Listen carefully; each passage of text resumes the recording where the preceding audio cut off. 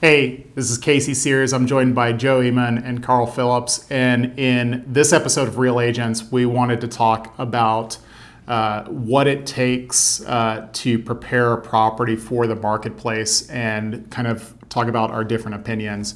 Joe, Karl, thank you for joining me once again.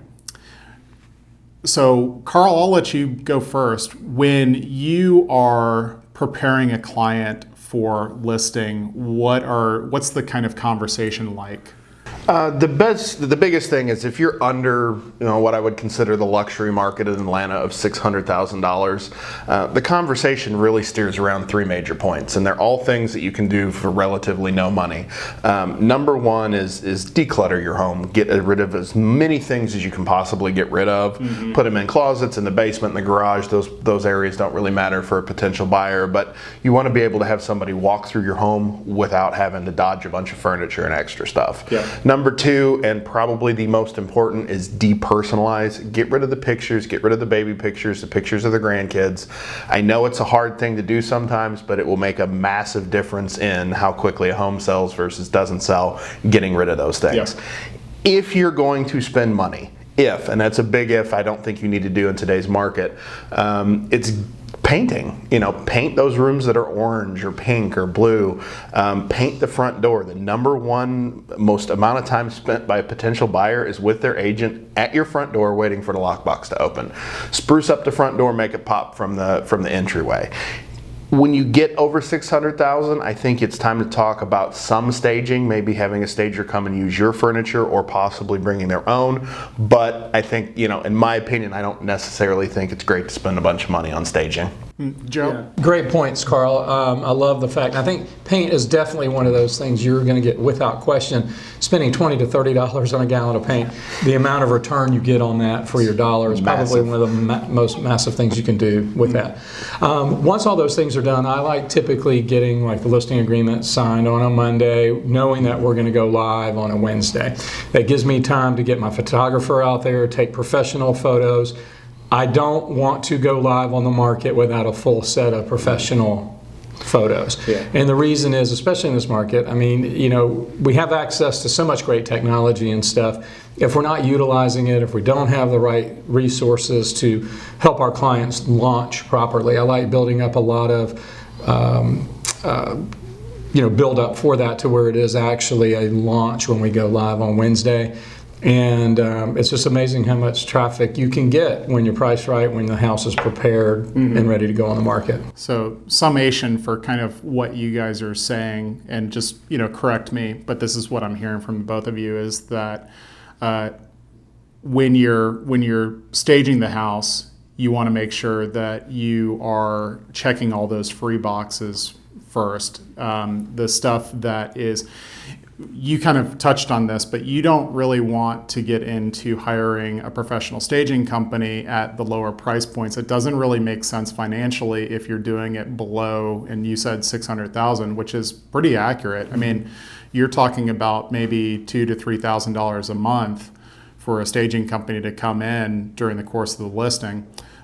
So if you're at that lower points, you can still stage, but do it in the most cost-effective way. And there's some really easy stuff. Making sure that the grass at the front yard is cut, making sure that the leaves and the pine straw for the front yard and the driveway has been blown off. Buy some mulch, clean up the front yard, make it look presentable. The first impression of the house is going to be the door. So painting a door is a great way to establish a great first impression of the property. And then you kind of want to think about the buyers as they're moving through the property in a method that is smooth. You don't want any distractions. So you want to depersonalize the property. So when they're moving through, they can kind of visualize themselves in the property. Mm-hmm. And the areas that I think that are the most important to focus on are probably the kitchen and the bathrooms, because that's, what people tend to key off of. And that's the easiest kind of areas to make sure that look clean and neat and ready to go. Yeah. I want to touch on one thing real quick, just because I want to make sure that people aren't getting the wrong message. saying that we shouldn't stage, but what I think Karl made a great point on is stage with the things that the sellers may already have, and Yes. the decluttering part of that, getting things to flow with that is critical with that. And there's nothing wrong with sticking a few things down in the basement or in the garage. Garage is a great staging area to go ahead and pre-pack, like Karl said, get all your stuff out. And If I hire a photographer to go in and do professional pictures on the house, I'm okay with telling the photographer A not garage to is a shoot the garage. garage. You've seen one garage, you've seen them all, unless it's miraculous. Unless Yeah. it's something. Now, I did have a client. Now, if they've spent $10,000 on, doing the floor and special cabinet, then that is a bonus feature of the house. That's a little bit different. But in most situations, I agree. Yeah. And go ahead. Yeah, I mean, and I think, Joe, and you really circle it around really well, is you have one chance at a first impression, be it with the online listing or in person. We'll all agree to this. The number of times a listing comes through and gets pushed to us through the MLS or Zillow with no pictures or one ridiculous. picture, Ridiculous. you're done. A buyer's going to look at that and go, okay, I really don't know, next. Yes. And they're not going to come back. They're never going to remember your house. And it's the same thing when they pull up to your driveway. If the grass isn't done, if things aren't spruced up on the outside, that is the first impression, the first thing they see when they come to your house. And if it's not ready to go and right, they're going to already have a negative against your house. You don't want to strike one before they walk in the door. Yeah, you have them at 100% up until they arrive at their house, and then it's kind of like very They're down very fast. Yeah, From there. you know. So I've pulled up with clients before, and they've seen the front of the house, and landscaping needed some work and some other things, and we've actually skipped that house because they didn't even want to go inside. I'll actually advise clients that I'm working with as buyers that if we pull up to a property and you're not interested, let me know, because I'd rather just move on not to gonna the hurt my next feelings, property. right? Yeah, Yeah. absolutely. So first impression, I think, out of all of this is the number one thing to get your house ready to sell is take a step back and look at it like you did as a buyer. What did you love about that home? What did you not like about that home?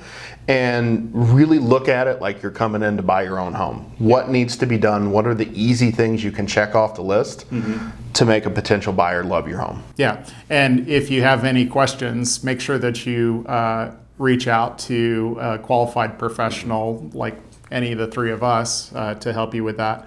If you are following along with our content and you are enjoying what you're seeing, please don't forget to like, follow, share, no matter which social media you're on, and turn on those notifications. We'll be bringing you more great content like this, and I look forward to talking to you soon. Thanks. Thank you. Thank you.